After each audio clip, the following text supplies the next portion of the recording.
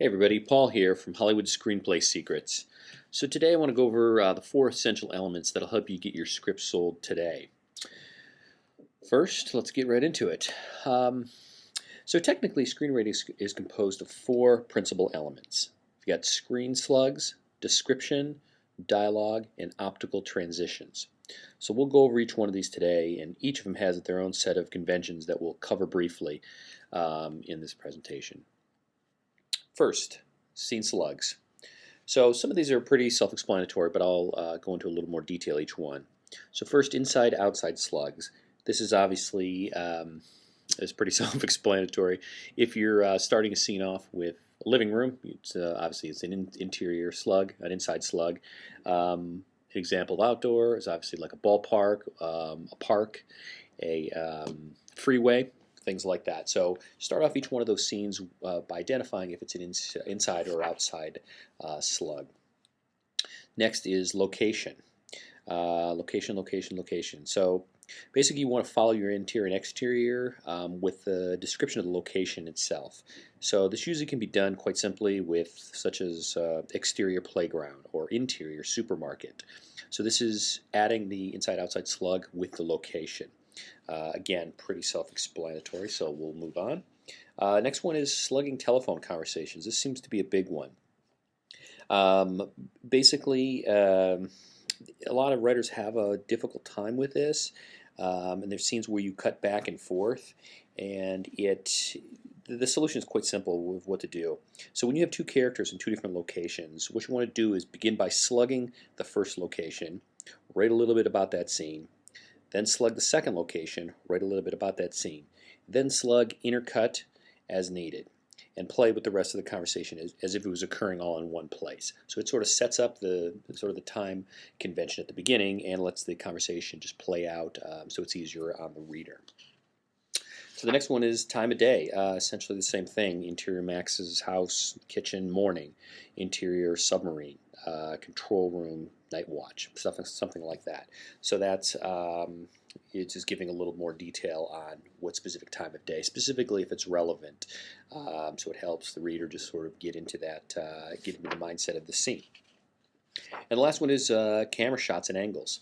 Excuse me. So again, exterior parking lot day. Joe and Mike are talking 2-shot or establishing shot Los Angeles, something like that, which again is just very descriptive. So as you can see by now, I mean, the scene slugs, the primary use there is to sort of set the reader up so they know specifically what's going on. They can just sort of focus and sort of immerse themselves into the scene. So follow those rules at a high level, and it'll make your reading a lot easier. Number 2 is descriptions. Again, along the similar lines, and almost all of these are obviously to help the reading of your screenplay go a little smoother. And if something's choppy, doesn't make sense, the reader gets lost, they're going to throw it right away. So descriptions. First one's avoid redundancies. So this it seems again like a little bit self-explanatory, but you'd be surprised. So as with your scene slugs, I mean, you need to really avoid these, and it just makes reading really annoying. So an example, interior restaurant day, Joe enters the restaurant. Instead, you could just write interior restaurant day, Joe enters. So we know it was the restaurant, but we didn't really need to say Joe enters the restaurant. Again, this sounds like a little thing, but you multiply this over 90 pages and you've got a pretty annoying read on your hands. It's a big one. Next one is keep it simple, stupid. Write in short, simple sentences. Avoid frequent use of the words and the. Here is a perfect example. So Joe enters his apartment and looks around, and unable to see anything in the dark, walks over to the lamp and turns it on. Okay. Now here's the better way to write that. Joe enters his apartment, looks around, blackness. He stumbles over to the lamp and turns it on.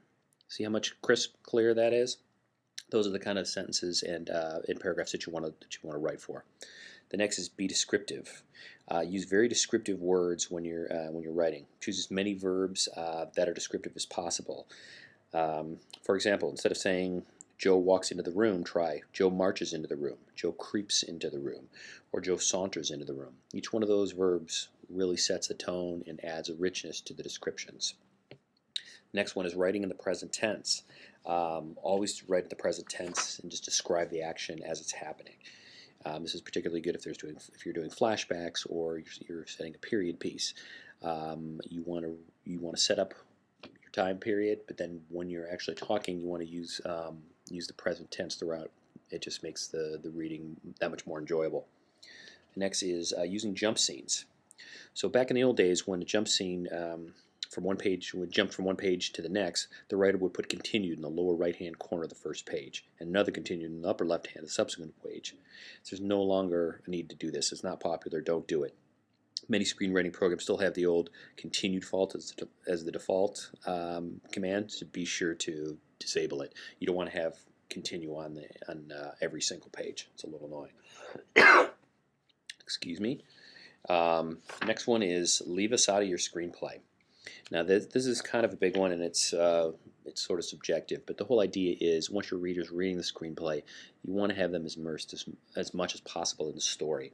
Adding something that sort of takes them out of it is really going to be disruptive.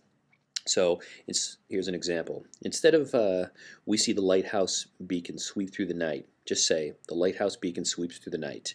Instead of saying we see, that kind of thing, sort of makes you think that you're reading